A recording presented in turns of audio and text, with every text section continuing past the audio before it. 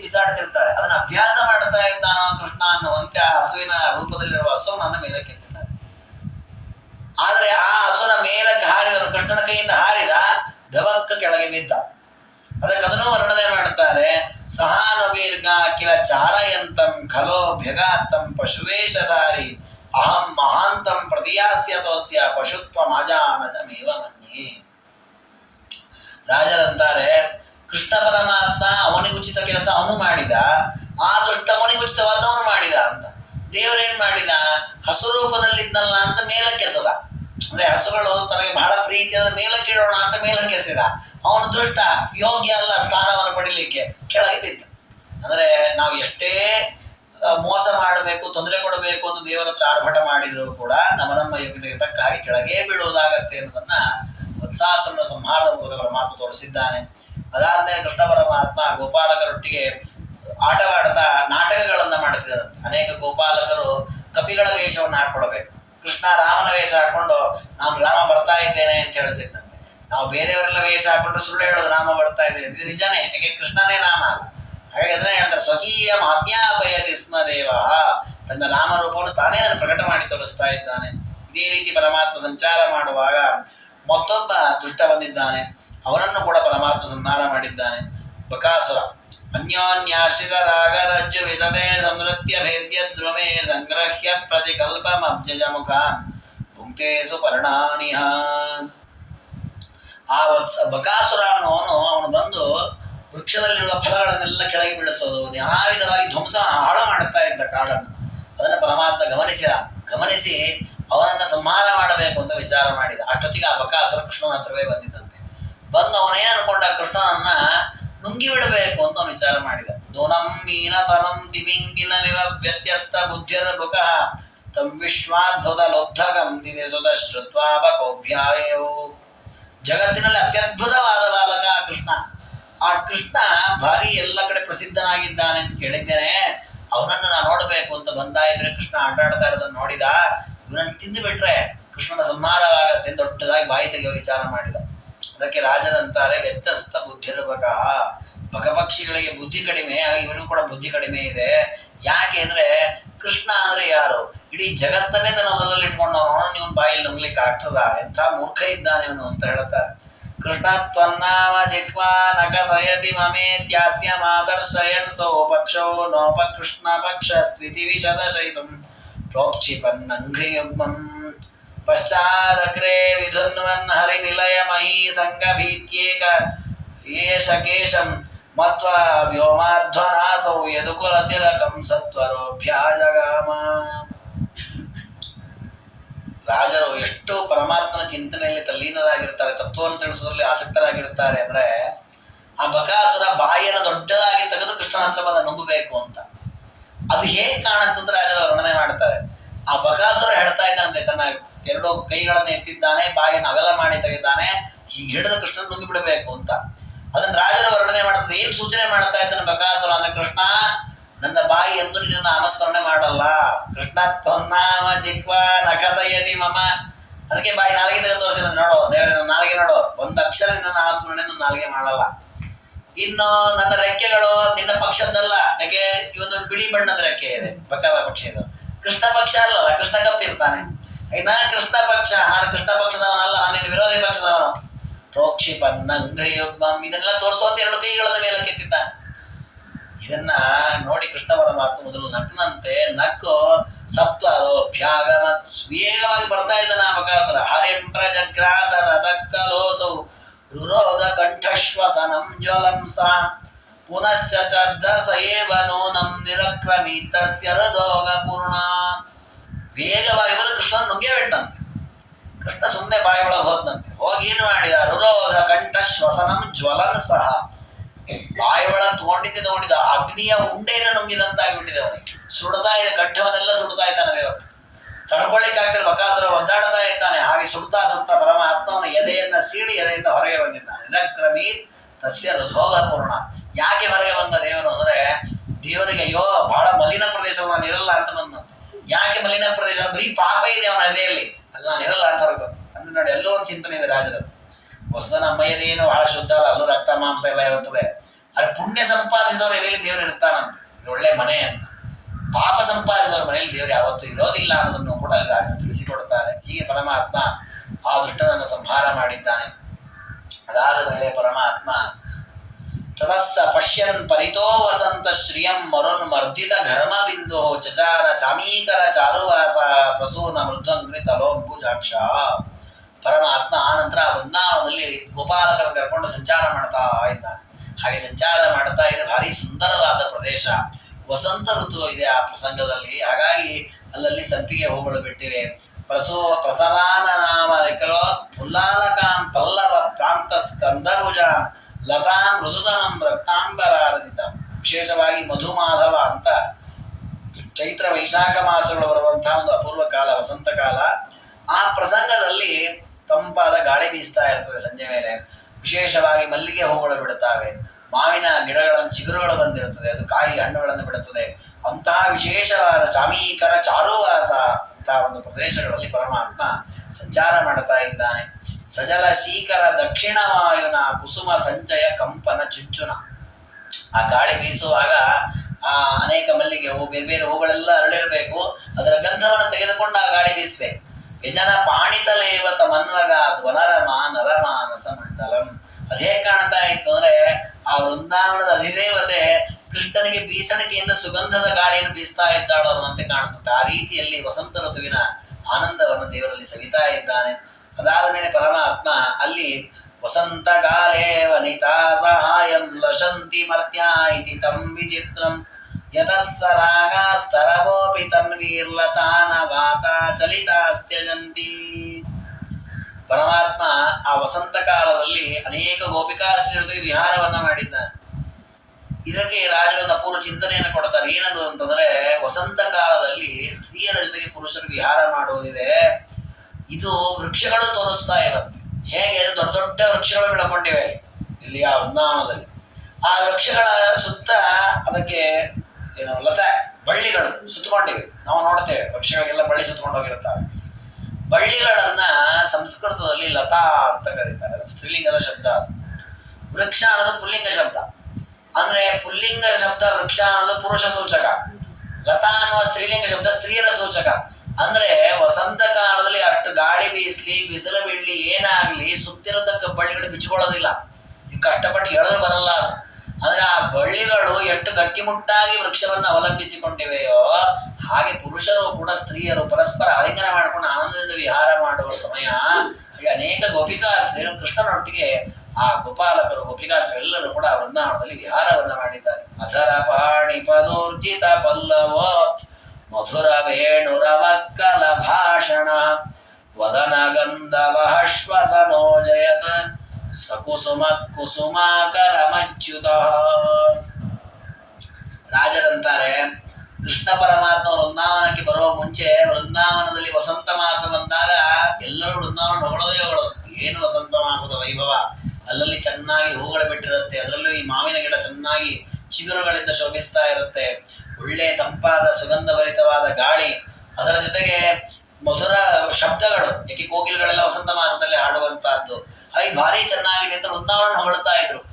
ಕೃಷ್ಣ ಬಂದ ಮೇಲೆ ವೃಂದಾವನ ಹೊಗಳೋದು ನಿಲ್ಲಿಸಿಬಿಟ್ರಂತೆ, ಕೃಷ್ಣನನ್ನೇ ಹೊಗಳಿತಿದ್ರಂತೆ. ಯಾಕೆ ಅಂದ್ರೆ ವಸಂತ ಋತುವಿನ ಅಷ್ಟೂ ವೈಭವ ಕೃಷ್ಣನಲ್ಲಿದೆ. ಅಧರ ಪಾಣಿ ಪದೋರ್ಜಿತ ಪಲ್ಲವೋ. ಈ ವಸಂತ ಮಾಸದಲ್ಲಿ ಅಲ್ಲಲ್ಲಿ ಒಳ್ಳೆಯ ಬಣ್ಣದ ಹೂಗಳು ಇತ್ಯಾದಿಗಳೆಲ್ಲ ಇರ್ತವೆ. ಕೆಂಬಣ್ಣದಿಂದ ಶೋಭಿಸ್ತಾ ಇರ್ತದೆ ಎಲೆಗಳು ಚಿಗುರುಗಳು ಅಂತ. ಕೃಷ್ಣ ಪರಮಾತ್ಮನ ಕೈ ಕಾಲುಗಳೆಲ್ಲ ಕೆಂಪು ಬಣ್ಣದಿಂದ ಇದೆ. ಹಾಗೆ ಅದು ಚಿಗುರುಗಳನ್ನು ಮೀರಿಸುವಷ್ಟು ಸುಂದರವಾಗಿದೆ. ಇನ್ನು ವಸಂತ ಮಾಸದಲ್ಲಿ ಕೋಗಿಲೆ ಇಂಪಾಗಿ ಹಾಡುತ್ತೆ. ಅದಕ್ಕೂ ಮಿಗಿಲಾಗಿ ಮಧುರ ವೇಣುರವ ಕಲಭಾಷಣ.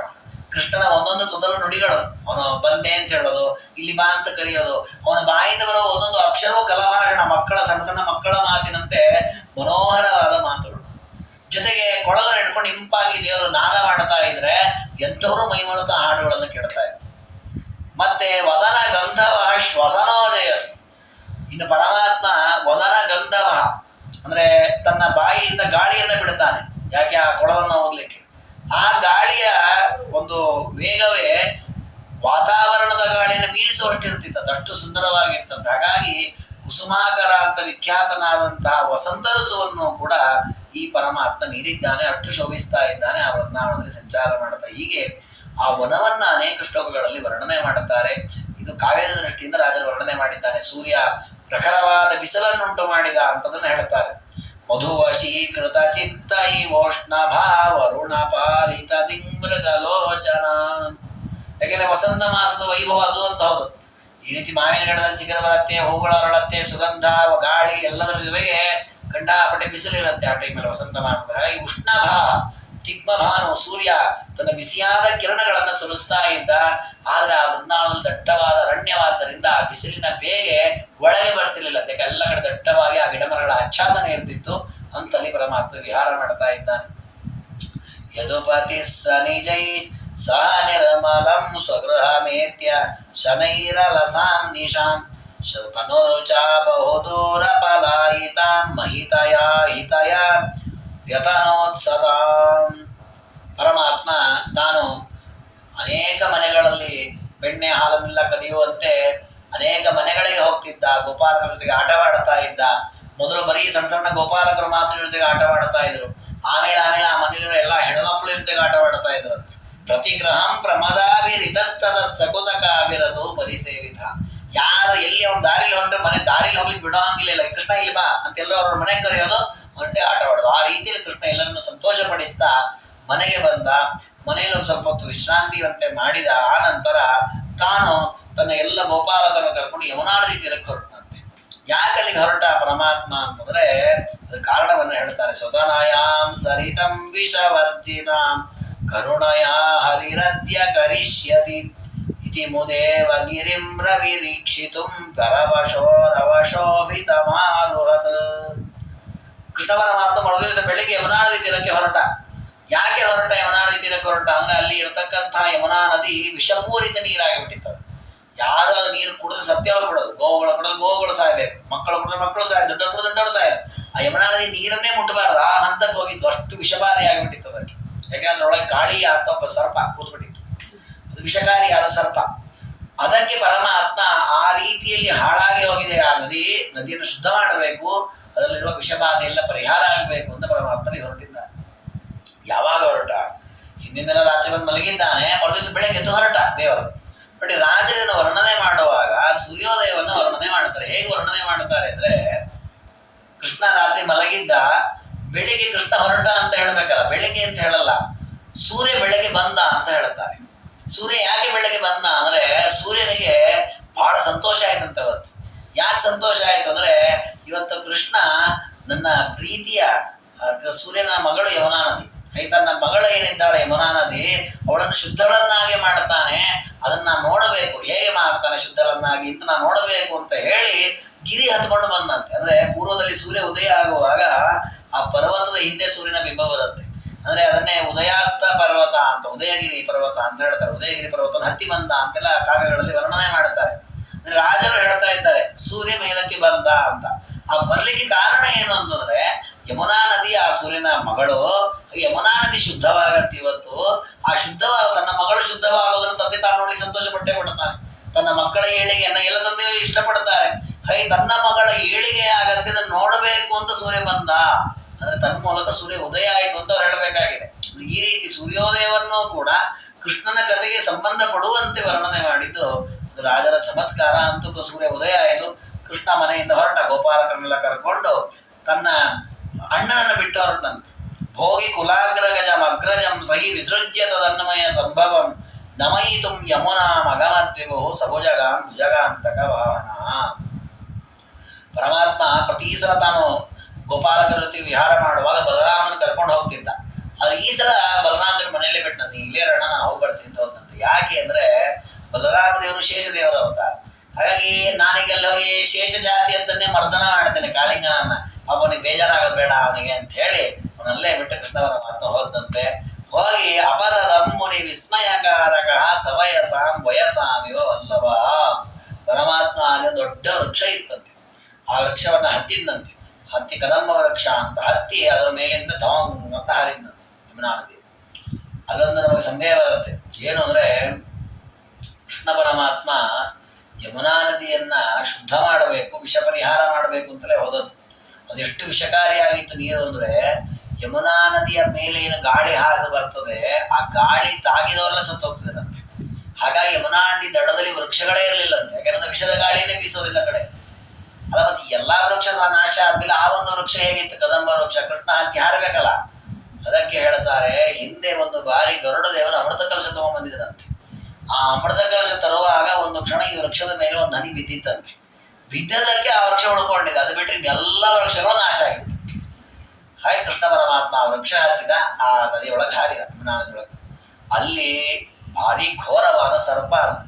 ಕೃಷ್ಣಾಲಿಂಗನ ಕಾತರೈ ಕರ ಸಮೈ ರೋಗೈರ್ ನಿವೃತ್ತೈರಿವ ಸ್ವಪ್ರಾಂತ ಸ್ಥಿತ ತತ್ಪನಾಂಕ ಮುರಸ ಧರ್ತುಂ ದೇವಾರ್ಕಜ ಸುಪ್ರೇಮಾಂಬುದಿ ಮಿಶ್ರಣ ದಿವ ಜಗದ್ವಂದಸ್ಯ ಪಾದಾದಿವ ಸ್ನಿಗ್ಧಾತಂ ಮದನಾಕೃತಿಂ ಸಹೃದಯೇನಾಶ್ಲಿಷ್ಯ ಸಾವರ್ಧತ. ಇಲ್ಲೂ ಅಪೂರ್ವವಾದ ಚಿಂತನೆ ರಾಜರದ್ದು. ಕೃಷ್ಣ ಯಮುನಾದಿಯೊಳಗೆ ಹಾರಿದ. ಸಹಜವಾಗಿ ನೀರಿನಲ್ಲಿ ಒಬ್ಬ ವ್ಯಕ್ತಿ ಹಾರಿದ ನೀರು ಮೇಲೆ ಹೋಗಿ ಬರುತ್ತೆ. ಹಾಗೆ ಮೇಲಕ್ಕೆ ಬಂತು. ಅದು ಯಾಕೆ ಮೇಲಕ್ಕೆ ಬಂತು ಅಂದ್ರೆ ಅವನಿಗೆ ಸಂತೋಷವಾಯಿತು ಅಂತ ಅದಕ್ಕೆ ಮೇಲಕ್ಕೆ ಬಂತು. ಯಾಕೆ ಸಂತೋಷವಾಯಿತು ಅಂದ್ರೆ, ಎಷ್ಟೋ ವರ್ಷಗಳಿಂದ ಕೃಷ್ಣನ ದರ್ಶನ ಮಾಡಬೇಕು, ಕೃಷ್ಣನ ನೋಡಬೇಕು ಅಂತ ಕಾಯ್ತಾ ಇದ್ದೆ. ಕೃಷ್ಣನ ಹೃದಯದೊಳಗೆ ಬಂದ್ಬಿಟ್ನಲ್ಲ ಅಂತ ಸಂತೋಷ ಇದೆ. ಕೃಷ್ಣ ಅವಳ ಮಧ್ಯದಲ್ಲಿ ಹಾರಿದ್ದಾನೆ ಈಗ. ಕೃಷ್ಣ ಲಿಂಗನ ಕಾತರೈ ಕರ ಸಮೈ, ಕೃಷ್ಣನ ಆಲಿಂಗನ ಮಾಡ್ಕೊಳ್ಬೇಕು ಅಂತ ಕಾಯ್ತಾ ಇದ್ದೆ. ಅಂತಹದ್ದು ಆ ಕೃಷ್ಣ ಪರಮಾತ್ಮ ಧರ್ತುಂ ಧ್ಯೇಯವಾರ್ಕಜ, ಧಾರಣೆ ಮಾಡ್ಲಿಕ್ಕೆ ಅತ್ಯಂತ ಅವಶ್ಯಕವಾದ ವಸ್ತು ಪರಮಾತ್ಮ. ಅವರನ್ನ ನಿರಂತರ ಆ ಸೂರ್ಯಪುತ್ರಿಯಾಗಿರತಕ್ಕ ಯಮುನಾ ನದಿ ಧ್ಯಾನ ಮಾಡುತ್ತಾ ಇದ್ಲು. ಅಂತಹ ಪರಮಾತ್ಮ ಪಾತಾದಿ ಅವನು ಯಾವಾಗ ಆ ನದಿಯ ಮಧ್ಯದಲ್ಲಿ ಕೆಳಗೆ ಹಾರಿದ್ನೋ, ಮದನಾಕೃತಿಂ ಸ್ವಹೃದಯೇನ ಆಶ್ಲಿಷ್ಯ, ತನ್ನ ಹೃದಯ ಭಾಗಕ್ಕೆ ಕೃಷ್ಣ ಬಂದಂತಾಗಿದೆ. ಅವರನ್ನು ಆಲಿಂಗನ ಮಾಡಿಕೊಂಡು ಆನಂದವನ್ನು ಪಟ್ಟಿದ್ದಾಳೆ. ಆಲಿಂಗನವಾದಾಗ ಮನುಷ್ಯ ಅಭಿವೃದ್ಧನಾಗ್ತಾನೆ. ಹಾಗೆ ಯಮುನಾ ನದಿ ಮೇಲಕ್ಕೆ ಬಂತು ನೀರು. ಅಂದ್ರೆ ಬಿದ್ದದ್ದಕ್ಕೆ ನೀರು ಮೇಲಕ್ಕೆ ಬಂತು ಅಂತ ಹೇಳಲ್ಲ, ಇದೇ ಕಾವ್ಯ. ನಾವು ಸಾಮಾನ್ಯ ಮಾಡೋಣ, ಕೃಷ್ಣ ಬಿದ್ದ ನೀರು ಮೇಲಕ್ಕೆ ಬಂತು ಇಷ್ಟೇ ಹೇಳ್ಬಿಡ್ತೀವಿ. ಅವಾಗ ಅದು ಕಾವ್ಯ ಅನಿಸ್ಕೊಳ್ಳಲ್ಲ. ಅದಕ್ಕೆ ರಾಜರು ಈ ರೀತಿ ಅದರ ಚಿಂತನೆಯನ್ನ ಮಾಡಿದ್ದಾರೆ. ಅಲ್ಲಿ ಫಣಿಪಾತಿಕ್ಕಿಲ ದಂಶಿತು ಮಕ್ರಹಿ, ಕಾಳಿಂಗ ಪರಮಾತ್ಮನನ್ನು ಕಚ್ಚಿ ಬಿಡಬೇಕು, ತಿಂದು ಬಿಡಬೇಕು ಅಂತ ಹೇಳಿ ಅವನನ್ನು ಕಟ್ಟಿ ಹಾಕಲಿಕ್ಕೆ ಪ್ರಯತ್ನ ಮಾಡಿದ.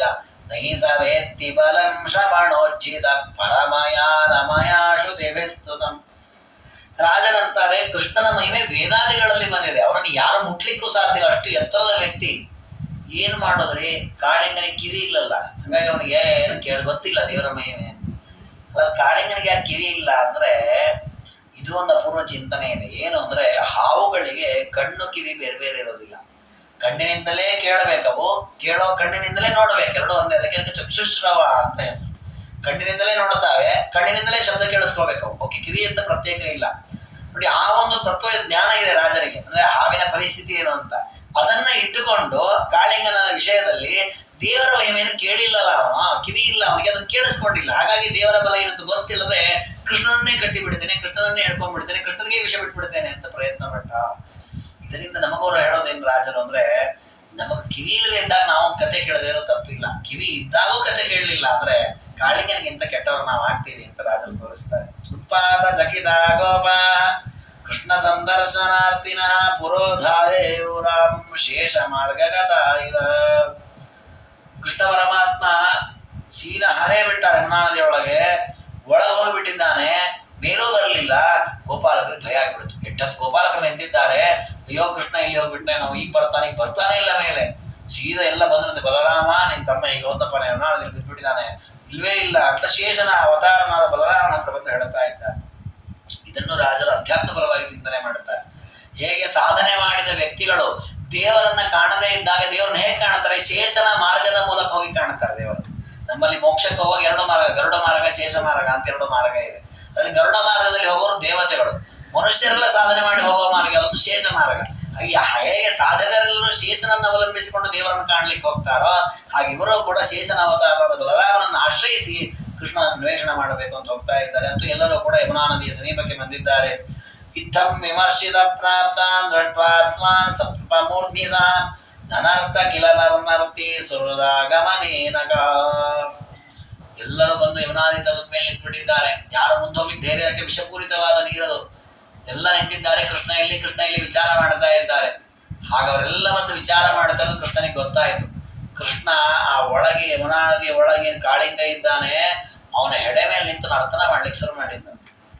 ಕೃಷ್ಣ ಯಾಕೆ ಕಾಳಿಯ ಮತನ ಮೇಲೆ ನರ್ತನ ಮಾಡಿದ ಅಂತಂದ್ರೆ ರಾಜರು ಹೇಳ್ತಾರೆ, ನಾವು ಕೆಲವೊಮ್ಮೆ ಡ್ಯಾನ್ಸ್ ಮಾಡ್ತೀವಿ, ನರ್ತನ ಮಾಡ್ತೀವಿ. ಯಾವಾಗ ಮಾಡ್ತೀವಿ ಅಂತಂದ್ರೆ ಸುರದ ಆಗಮನೆ, ನಾವು ಬೇಕಾದ ಆತ್ಮೀಯರಾದ ಬಂದ್ರು ಒಂದು ವೇಳೆ ನಾವು ಸಣ್ಣ ಬಾಲಕರಾಗಿದ್ರೆ ಕುಣಿತಾನೆ ಇರ್ತಿದ್ವಿ, ಸ್ವಲ್ಪ ದೊಡ್ಡವರಾಗಿರ್ತೀವಲ್ಲ ಒಳ ಕುಣಿತಾ ಇರ್ತದೆ ಮನಸ್ಸು. ನಮಗೆ ಬೇಕಾದವ್ರು ಬಂದ್ಕೊಳ್ಳೆ ಹೊರಗೆ ಮಾತ್ರ ಬಂದ್ರೆ ಭಾಳ ಅಂತದೆ, ಬನ್ನಿ ಅಂತ ಹೀಗೆ ಗಂಭೀರವಾಗಿ ತೋರಿಸ್ಕೊಳ್ತೀವಿ, ಅದ್ರ ಒಳಗ ಕುಣಿತಾ ಇರುತ್ತದೆ. ಮಕ್ಕಳಿಗೆ ಅದು ಹಾಗೆ ಗಂಭೀರ ತೋರಿಸ್ಕೊಳ್ಳೋ ಕ್ರಮ ಇರಲ್ಲ. ಅವು ಬಂದ ಅಂತ ಕುಣಿತಾವು. ಹಾಗೆ ಕೃಷ್ಣ ಪರಮಾತ್ಮನ ಆ ಬಾರಲ್ಲಿ ತೋರಿಸ್ತಾ ಇದ್ದಾನೆ. ತನ್ನ ಆತ್ಮೀಯರಾದಂತಹ ಅಣ್ಣ, ಬೇರೆ ಬೇರೆ ಮಿತ್ರರೆಲ್ಲ ಬಂದಿದ್ದಾರೆ ಯಮುನಾ ನದಿ ತೀರದ ಮೇಲೆ. ಅವ್ರು ಬಂದ್ರಲ್ಲ ಖುಷಿಯಾಗಿ ಪರಮಾತ್ಮ ಕುಣಿತಾ ಇದ್ದಾನಂತ. ಸರ್ಪ ಮೂರ್ಧ್ನಿ, ಅದರ ತಲೆ ಮೇಲೆ ಕುಣಿತಾ ಇದ್ದಾನೆ. ಸರತ್ನ ಕೃಷ್ಣ ಹಿ ಫಣಾಂಕಣೇಶು ನನರ್ಥ ಕೃಷ್ಣ ಕಿಲ ಲೋಕವನ್ಯ ಪದಂಗರು ಮತ್ಕರ ಮುಖ್ಯ ದೈವಮಿಮೌಷಧಂ ತದ್ದಮನೆ ವಿಧಿತ್ಸನ್. ರತ್ನದ ಖಚಿತವಾದಂತಹ ಹೆಡೆಗಳು, ಆ ಕಾಳಿಂಗನ ಒಂದೊಂದು ಹೆಡೆಯ ಮೇಲೂ ಕೂಡ ಅನರ್ಘ್ಯವಾದ ರತ್ನಗಳಿತ್ತು. ಅಂತಹ ಫಣಿಯ ಆ ಫಣದ ಮೇಲೆ ಪರಮಾತ್ಮ ಅದೊಂದು ರಂಗಸ್ಥಳವನ್ನಾಗಿ ಮಾಡಿಕೊಂಡು ನರ್ತನ ಮಾಡ್ತಾ ಇದ್ದ. ವಸ್ತುತಃ ಹಾವು ಅತ್ಯಂತ ಚಂಚಲ, ಅದು ಸ್ಥಿರವಾಗಿ ನಿಲ್ಲಲ್ಲ. ಅದರಲ್ಲಿ ಅದರ ದೇಹ ಅಂತ ಅತ್ಯಂತ ಮೃದು, ಅದರ ಜೊತೆಗೆ ಅದು ವಿಷಕಾರಿ ಬೇರೆ. ಅಂತಹ ಹಾವಿನ ತಲೆಯನ್ನ ಒಂದು ರಂಗಸ್ಥಳದಂತೆ ಸ್ವೀಕಾರ ಮಾಡಿ ನರ್ತನ ಮಾಡೋದು ಸಾಧಾರಣ ಕೆಲಸ ಅಲ್ಲ. ಮುಟ್ಲಿಕ್ಕೆ ಹೆದರಿಕೆ ಆಗತ್ತೆ. ಅದ್ಮೇಲೆ ನಿಲ್ಲೋದು, ಅದು ಡ್ಯಾನ್ಸ್ ಮಾಡಬೇಕಾದ್ರೆ ಗಟ್ಟಿಮುಟ್ಟಾದ ಮೇಲೆ ಡ್ಯಾನ್ಸ್ ಮಾಡಿದ್ರೆ ಎಡವಿ ಬೀಳುತ್ತಿರ್ತಾರೆ. ಅದೊಂದು ಚಂಚಲವಾದ ಹಾವು, ಅದು ಅಲ್ಲಿ ಏನು ಕೆಳಗದಕ್ಕೇನು ಬಲ ಇಲ್ಲ, ಏನಿಲ್ಲ. ಅಂತಹ ಹಾವಿನ ಮೇಲೆ ಪರಮಾತ್ಮ ನರ್ತನ ಮಾಡ್ತಾ ಇದ್ದ. ಉನ್ನೀಯ ಕಾಳಿಯ ಪಣೀಂದ್ರ ಮೇರಾಜಿ ಪುಚ್ಛಂ ಖಿನ್ನಮ್ಮ ಮರ್ದ ವಿಷದೂಷಿತಮಸ್ಯ ವಕ್ತ್ರಂ ತಸ್ಯಾಂತರಾಶ್ರಿತಮಶೇಷ ಮಸಾವಸಹ್ಯಂ ನಿಷ್ಕಾಸಯನ್ನಿವ ವಿಷಂ ವಿನತಾನನೇನ. ಕೃಷ್ಣ ಪರಮಾತ್ಮ ಆ ಕಾಳಿಂಗನ ಬಾಲವನ್ನ ಮೇಲಕ್ಕೆ ಎತ್ತಿ ಅದರ ಎಡೆ ಮೇಲೆ ಕುಣಿತಾ ಇದ್ದಾನಂತ. ಅದು ರಾಜರದ್ದು ಅಂದ್ರೆ ಪ್ರಾಕೃತಿಕವಾದ ಪ್ರಪಂಚದ ದೃಷ್ಟಿಕೋನ ಎಷ್ಟಿದೆ ಅವರಿಗೆ, ನೈಜವಾದ ವರ್ಣನೆ ಹೇಗಿದೆ ಅನ್ನೋದನ್ನು ನಾವು ಕಾಣಬಹುದು. ಆ ಹಾವಿನ ಬಾಲವನ್ನು ಹಿಡ್ಕೊಂಡ ಮುಖದ ಮೇಲೆ ಅದರ ಹೆಡೆಯ ಮೇಲೆ ನರ್ತನ ಮಾಡ್ತಾ ಇದ್ದಾನೆ ದೇವರು. ಯಾಕೆ ಹಾಗೆ ಮಾಡಿನ ಅಂತಂದ್ರೆ ದೇವರನ್ನಂತೆ ಅದರ ಮುಖದಿಂದಲೇ ವಿಷ ಕಾಡ್ತಾ ಇರೋದು. ಕಾಳಿಂಗ ವಿಷವನ್ನು ಕಾಡ್ತಾ ಇರೋದು ಮುಖದಿಂದ. ಹಾಗೆ ತಸ್ಯಾಂತರಾಶ್ರಿತ ಅಶೇಷ ಮಸಾವಸಹ್ಯಂ, ಅವನ ದೇಹದಲ್ಲಿ ಏನೆಲ್ಲ ವಿಷ ಇದೆ ಅದೆಲ್ಲ ಈ ಬಾಯಿಂದ ಹೊರಗೆ ಬರಬೇಕು. ಬಾಯಿಂದ ಹೊರಗೆ ಬರಬೇಕು ಅನ್ನೋದು ಅಲ್ಲಿ ಉಳಿದು ಬಿಟ್ರೆ ಅದಕ್ಕೆ ಬಾಲ ಮೇಲೆ ಕೆತ್ತು ಬಿಟ್ಟಂತೆ. ಅದು ಅಲ್ಲೆಲ್ಲ ಒಳಗೆ ಸಿಕ್ಕಾಕೊಳ್ಬೇಕು, ಅಷ್ಟು ವಿಷ ಹೊರಗೆ ಬರಲಿ. ಚೀಲವನ್ನು ಎತ್ತಿ ನಾವು ಅಷ್ಟು ಚಲ್ತೇವಲ್ಲ ಕೆಳಗೆ, ಹಾಗೆ ಆ ವಿಷದ ಬಾಯಿಯಿಂದ ಅದೇನೇನು ಅಷ್ಟು ವಿಷ ಹೊರಗೆ ಬರಲಿ ಅಂತ ಹೇಳಿ ನಿಷ್ಕಾಸಯನ್ನಿವ ವಿಷ ವಿನತಾನೇನ, ತಲೆ ಕೆಳಗೆ ಹಾಕಿದ ಬಾಯಿಂದ ಅಷ್ಟು ವಿಷ ಹೊರಗೆ ಹೋಗಬೇಕು. ಅದಕ್ಕೆ ಬಾಲವನ್ನ ಮೇಲೆ ಹಿಡಿದ ವಿಷವನ್ನು ಅಷ್ಟು ಹೊರಗೆ ಹಾಕಿಸ್ತಾ ಇದ್ದ. ಅದರ ಜೊತೆಗೆ ಮತ್ತೊಂದು ಚಿಂತನೆಯನ್ನು ಹೇಳ್ತಾರೆ ರಾಜರು. ಏನು ಅಂತಂದ್ರೆ ಸದಂತ ಶುಕಸ್ಯ ಮುಖಂ ವಿಭಿನ್ನಂ ತದೀಯ ಪುಚ್ಛಂ ಜಗೃಹೇ ಕರೇಣ. ಕಾಳಿಂಗನದ್ದೇ ದೇಹ, ಒಂದು ಭಾಗವನ್ನು ಕೈಯಲ್ಲಿ ಹಿಡಿದಿದ್ದಾನೆ, ಒಂದು ಭಾಗವನ್ನು ತುಳಿತಾ ಇದ್ದಾನೆ, ಮುಖವನ್ನು ತುಳಿತಾ ಇದ್ದಾನೆ, ಅದರ ಪುಚ್ಛವನ್ನು ಹಿಡಿದಿದ್ದಾನೆ. ಯಾಕೆ ಅಂದ್ರೆ ಯಥಾಪರಾಧಂ ಖಲು ದಂಡಕರ್ತ, ಪರಮಾತ್ಮ ಅಪರಾಧಕ್ಕೆ ತಕ್ಕ ಶಿಕ್ಷೆಯನ್ನು ಮಾಡುತ್ತಾನಂತೆ. ಬಾಲ ಏನೂ ಮಾಡಿಲ್ಲ, ಮುಖ ವಿಷಕಾರಿ ಎಲ್ಲರಿಗೂ ತೊಂದರೆ ಕೊಟ್ಟಿದೆ, ಹಾಗೆ ವಿಷಕಾರಿನ ಮುಖ ಶಿಕ್ಷೆ ಕೊಟ್ಟ. ಬಾಲ ಏನೋ ಮಾಡಿದ್ರೆ ನೀನ್ ತಿಳದಂತೆ, ನೀನೇನ್ ತಪ್ಪು ಮಾಡಿಲ್ಲ, ನೀನು ಸಂಭಾವಿತ ಇದ್ದಿತ್ತೆ ಅಂತ ಹೇಳಿದ. ಹೀಗೆ ಪರಮಾತ್ಮ ಒಂದೇ ದೇಹದಲ್ಲಿ ಒಂದನ್ನು ಹಿಡಿದ ಒಂದನ್ನು ತುಳಿದ ಅಂದ್ರೆ ನಾವು ಯಾವ ರೀತಿ ಆಚರಣೆ ಮಾಡ್ತೀವಿ ಅದು ತಕ್ಕ ಫಲವನ್ನು ದೇವರು ಕೊಡ್ತಾನೆ. ದೇವರದು ವೈಷಮ್ಯ ಇಲ್ಲ, ಪಕ್ಷಪಾತ ಇಲ್ಲ ಅನ್ನೋದನ್ನ ತೋರಿಸ್ತಾ ಇದ್ದಾನೆ. ವಿಜೇಶು ಶಿಕ್ಷಾಪಿ ತಸ್ಯ ವಿಷ್ಣು ಪರಾನುಗ್ರಹ ಹೇತು. ಹೀಗೆ ಪರಮಾತ್ಮ ಆ ಕಾಳಿಂಗನ ಪುಚ್ಛವನ್ನು ಹಿಡಿದು ಅನೇಕ ಸಮಯಗಳ ಕಾಲ ನರ್ತನ ಮಾಡಿದ. ಆ ನರ್ತನವನ್ನ ನೋಡಿ ದೇವತೆಗಳೆಲ್ಲ ಬಂದನಂತೆ. ಎಂಥ ಸುಂದರ ಸನ್ನಿವೇಶ ಇದು, ಅದ್ಭುತವಾದ ನದಿ ತೀರ, ಸುತ್ತಮುತ್ತ ಅನೇಕ ರಮ್ಯವಾದಂತಹ ಪ್ರದೇಶ, ಗಾಳಿ ಬೀಸ್ತಾ ಇದೆ, ಬೆಳಕು ಮುಚ್ಚುಮುಚ್ಚು ಬೆಳಕು ಇದೆ. ಇದರ ಮಧ್ಯದಲ್ಲಿ ಕೃಷ್ಣ ಆ ಕಾಳಿಂಗನ ಮೇಲೆ ನರ್ತನ ಮಾಡ್ತಾ ಇದ್ದಾನೆ. ದಡದಲ್ಲಿ ಅನೇಕ ಗೋಪಾಲಕರೆಲ್ಲ ಬಂದು ನಿಂತು ನೋಡ್ತಾ ಇದ್ದಾರೆ. ಇದು ನೋಡಿ ದೇವತೆಗಳು ಬಂದದಂತೆ.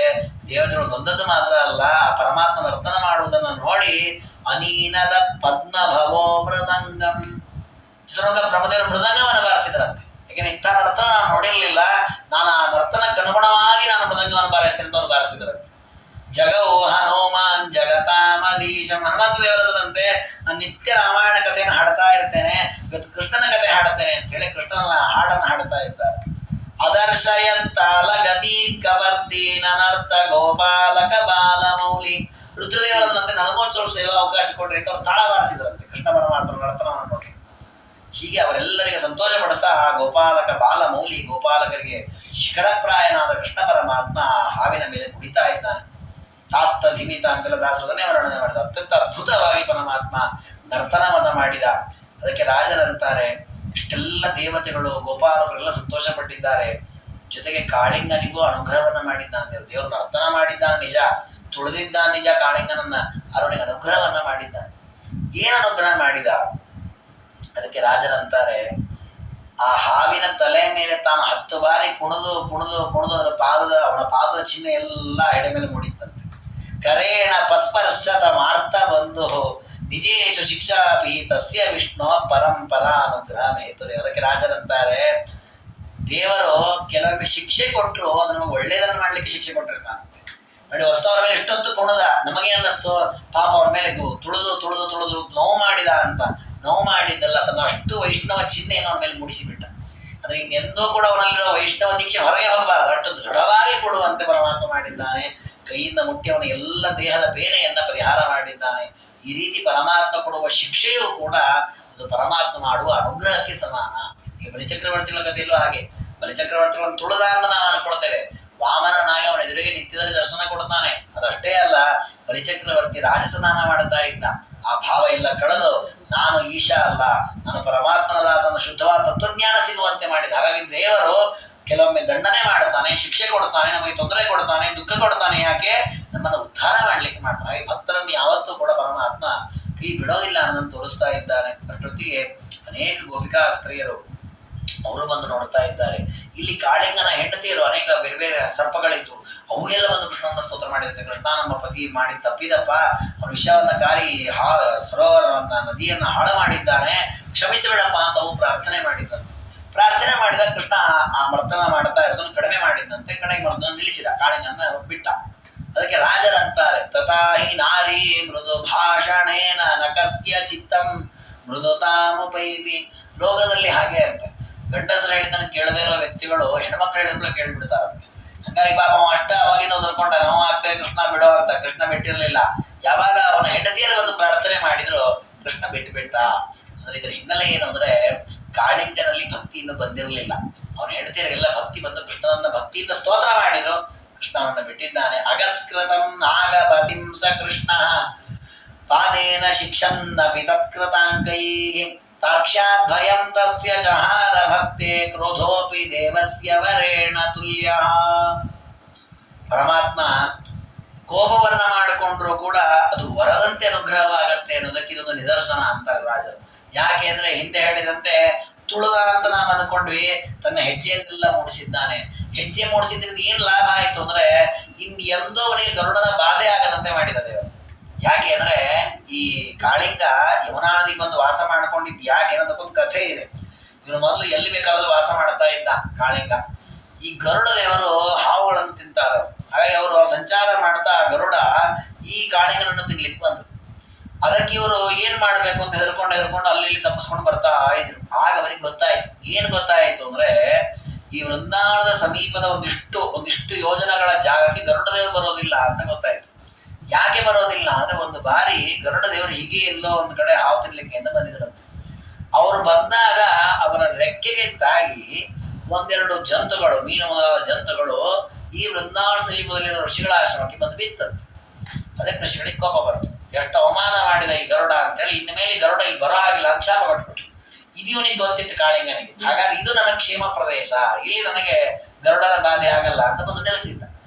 ಈಗ ಇವರನ್ನು ಬೇರೆ ಕಡೆ ಕಳಿಸಿದ್ರೆ ಮತ್ತೆ ಗರುಡನ ಬಾಧೆ ಆಗತ್ತೆ. ಅದಕ್ಕೆ ದೇವರು ಏನ್ ಮಾಡಿಬಿಟ್ಟ, ತನ್ನ ಪಾದದ ಚಿಹ್ನೆಯನ್ನು ಮೂಡಿಸಿಬಿಟ್ಟಿದ್ದಾನೆ. ಗರುಡ ಅಲ್ಲ, ಅವರಪ್ಪನೂ ಬಂದೇನೂ ಮಾಡೋದಿಲ್ಲ. ಅದಕ್ಕೆ ದೇವರಂದ, ನಿನಗೆ ಗರುಡನಿಂದ ಇನ್ನು ಯಾವ ಬಾಧೆ ಆಗೋದಿಲ್ಲ ಅಂತ. ಅದಕ್ಕೆ ರಾಜನಂದ್ರು, ಕೃಷ್ಣ ನೋಡಿ ತುಳಿದ ಅಂತ ನಾವು ಅಂದ್ಕೊಂಡ್ವಿ, ತುಳಿದಿದ್ದೇ ಅವನಿಗೆ ಮೋಚನೆ ಆಯ್ತು, ಅದೊಂದು ಸುಖಕ್ಕೆ ಕಾರಣ ಆಯಿತು. ಅದಕ್ಕೆ ಕ್ರೋಧೋಪಿ ದೇವಸ್ಯ ವರೇಣ ತುಲ್ಯ. ದೇವರು ನಮ್ಮ ಮೇಲೆ ಕೋಪ ಮಾಡಿಕೊಂಡ್ರು, ಭಕ್ತರ ಮೇಲೆ ಕೋಪ ಮಾಡಿದ್ರು, ಅದು ವರರೂಪವಾಗಿ ನಮಗೆ ಫಲವೇ ಆಗತ್ತೆ ವಿನಃ ಅದು ಎಂದು ನಮಗೆ ದುಃಖಕ್ಕೆ ಕಾರಣ ಆಗಲ್ಲ. ಈ ರೀತಿಯಲ್ಲಿ ಪರಮಾತ್ಮ ಆ ಕಾಳಿಂಗನಿಗೆ ಅನುಗ್ರಹವನ್ನೇ ಮಾಡಿದ. ರಮಣಕ ದ್ವೀಪಕ್ಕೆ ಹೋಗು ಅಂತ ಹೇಳಿದ. ಅಲ್ಲಿ ನಿನ್ನನ್ನು ಎಂದೂ ಕೂಡ ಗರುಡ ಆಗಲಿ ಯಾರು ಬಾಧಿಸೋದಿಲ್ಲ ಅಂತ ಅನುಗ್ರಹವನ್ನೇ ಮಾಡಿ ಕಳಿಸಿದ್ದಾನೆ. ಹೀಗೆ ಪರಮಾತ್ಮ ಆ ಕಾಳಿಂಗನನ್ನ ಅವನನ್ನು ರಕ್ಷಣೆ ಮಾಡಿದ, ವಿಷಬಾಧೆಯನ್ನು ಪರಿಹಾರ ಮಾಡಿ ಯಮುನಾದಿಂದ ಪರಿಶುದ್ಧವನ್ನಾಗಿ ಮಾಡಿದ. ಎಲ್ಲ ಗೋಪಾಲಕರು ಗೋವುಗಳು ನೀರನ್ನು ಯಥೇಚ್ಛವಾಗಿ ಕುಡಿಲಿಕ್ಕೆ ಅನುಕೂಲ ಮಾಡಿಕೊಟ್ಟಿದ್ದಾರೆ. ನೋಡಿ, ಮೊದಲು ವನದ ರಕ್ಷಣೆಯನ್ನು ತೋರಿಸಿದ ಪರಮಾತ್ಮ, ಈಗ ಜಲ ರಕ್ಷಣೆಯನ್ನು, ಅಂದ್ರೆ ಪ್ರಕೃತಿಯ ಒಂದೊಂದು ಪದಾರ್ಥವನ್ನ ಶುದ್ಧವಾಗಿ ಉಳಿಸಬೇಕು ಅನ್ನುವ ಸಂದೇಶವನ್ನು ಪರಮಾತ್ಮ ಕೊಟ್ಟಿದ್ದಾನೆ. ಅದಾದ ಮೇಲೆ ಪರಮಾತ್ಮ ಬೇರೆ ಬೇರೆ ರೀತಿಯ ಸಂಚಾರವನ್ನ ಮಾಡ್ತಾ ಇದ್ದ ಗೋಪಾಲಕರೊಟ್ಟಿಗೆ. ಒಂದು ಬಾರಿ ಒಂದು ದೊಡ್ಡದಾದ ಕಾಡ್ಗಿಚ್ಚು ಬರುತ್ತೆ. ಸಯಾಮನಾಂಭಸ್ಯ ವಗಾಹನೋತ್ಥ ಶರೀರ ಶೈತ್ಯಂ ಶಮಯನ್ನಿವೇಶ ನಿಶಿ ಪ್ರವೃದ್ಧಂ ನವಕಾನನಾಗ್ನಿಂ ಪಪೌ ದಯಾಲು ಸ್ವಜನಸ್ಯ ಗೋಪ್ತಿ. ಪರಮಾತ್ಮ ಗೋಪಾಲಕರನ್ನು ಕರ್ಕೊಂಡು ವಿಹಾರ ಮಾಡ್ತಾ ಹೋಗ್ತಾ ಇದ್ದಾನೆ. ಹೋಗ್ತಾ ಹೋಗ್ತಾ ರಾತ್ರಿ ಆಗಿಬಿಡ್ತು. ರಾತ್ರಿ ಆಯ್ತು, ಬಾಬಾ ಗೋಪಾಲಕರಿಗೆ ಇನ್ನು ಕತ್ತಲೆಲ್ಲ ಕೃಷ್ಣ ನಮ್ಗೆ ಸಾಕಾಗಿದೆ, ಇಲ್ಲೇ ಮಲ್ಕೋತೇವೆ ಅಂತ ವನದ ಒಂದು ಪ್ರದೇಶದಲ್ಲಿ ಮಲ್ಕೊಂಡ್ಬಿಟ್ರು ಎಲ್ಲ ಗೋಪಾಲಕರು. ಕೃಷ್ಣನು ಅಲ್ಲೇ ಇದ್ದಾನೆ. ಇದ್ದಕ್ಕಿದ್ದಾಗಿ ಕಾಡಲ್ಲಿ ಬೆಂಕಿ ಬಿತ್ತು. ಕಾಡ್ಗಿಚ್ಚು ಜೋರು ಹತ್ತಿಯದು ಉರ್ಲಿಕ್ಕೆ ಶುರು ಆದರೆ, ಕಾಡ್ಗಿಚ್ಚು ಅಂದ್ರೆ ಕಾಡಿನಲ್ಲೇ ಬೆಂಕಿ ಹತ್ಕೊಳ್ಳುತ್ತೆ. ಆ ಬಿದಿರಿನ ವೃಕ್ಷಗಳ ಪರಸ್ಪರ ಸಂಘರ್ಷವಾಗಿ ಅದು ಬೆಂಕಿ ಹತ್ಕೊಳ್ಳುತ್ತೆ.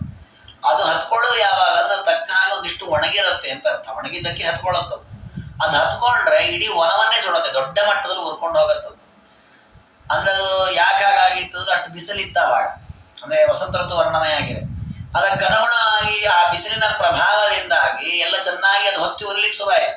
ಶುರುವಾಗಿ ಕೃಷ್ಣ ಗೋಪಾಲಕರಿರುವ ಜಾಗಕ್ಕೂ ಆ ಕಾಡ್ಗಿಚ್ಚು ಬಂತು. ಇನ್ನೇನು ಈ ಕೃಷ್ಣ ಗೋಪಾಲಕರನ್ನ ಸುಟ್ಟೇ ಬಿಡತ್ತೆ ಅಂತ ಕೃಷ್ಣ ಪರಮಾತ್ಮ ತನ್ನ ಬಾಯಿಯನ್ನು ತೆಗೆದು ಅಷ್ಟೂ ಆ ಅಗ್ನಿನ ನುಂಗಿಬಿಟ್ಟಂತೆ. ಕಾಡ್ಗಿಚ್ಚನ್ನು ಅಷ್ಟು ಕುಡಿದು ಬಿಟ್ಟಿದ್ದಾನೆ. ಪಾಪ ಉದಯಾಲು ಸ್ವಜನಸ್ಯ ಗುಪ್ತಿ, ತನ್ನ ಆತ್ಮೀಯರಾದ ತನ್ನ ಸಹಚರರಾದ ಗೋಪಾಲಕರ ರಕ್ಷಣೆ, ಗೋವುಗಳ ರಕ್ಷಣೆಗೋಸ್ಕರವಾಗಿ ಆ ಕಾಡಿನಲ್ಲಿ ಹೊತ್ತಿದ್ದಂತಹ ಅಷ್ಟೂ ಅಗ್ನಿಯನ್ನು ಪರಮಾತ್ಮ ಪಾನ ಮಾಡಿಬಿಟ್ಟ.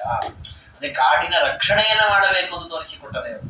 ಇದು ಒಂದು ಸಂದೇಶ. ರಾಜರಂತಾರೆ ದೇವರು ಆ ರೀತಿ ಯಾಕೆ ಅಗ್ನಿಯನ್ನ ಕೊಡುದ ಅಂದ್ರೆ, ನೋಡಿ ಅವ್ರದ್ದು ಅಪೂರ್ವ ಕಲ್ಪನೆ, ಕವಿ ಕಲ್ಪನೆ. ಅವ್ರು ಹೇಳ್ತಾರೆ, ದೇವರು ಈ ಕಾಳಿಂಗನನ್ನ ಮರ್ದನ ಮಾಡ್ಲಿಕ್ಕೆ ಬಹಳಷ್ಟು ಹೊತ್ತು ನೀರೊಳಗೆ ಮುಳುಗಿದ್ನಲ್ಲ, ತಂಪಾಗಿತ್ತಂತೆ. ಆ ತಂಪು ಸ್ವಲ್ಪ ಬಿಸಿ ಆಗಲಿ ಅಂತ ಅಗ್ನಿಯನ್ನು ಕುಡಿದು ಬಿಟ್ಟಂತೆ. ಶರೀರ ಪೂರ್ಣ ಬಿಸಿ ಬಿಸಿ ಆಗಲಿ, ಶರೀರ ಶೈತ್ಯಂ ಶಮಯನ್ನಿವೇಶ. ಇದೇ ಕವಿತ್ವ ಅಂತ ಹೇಳೋದು.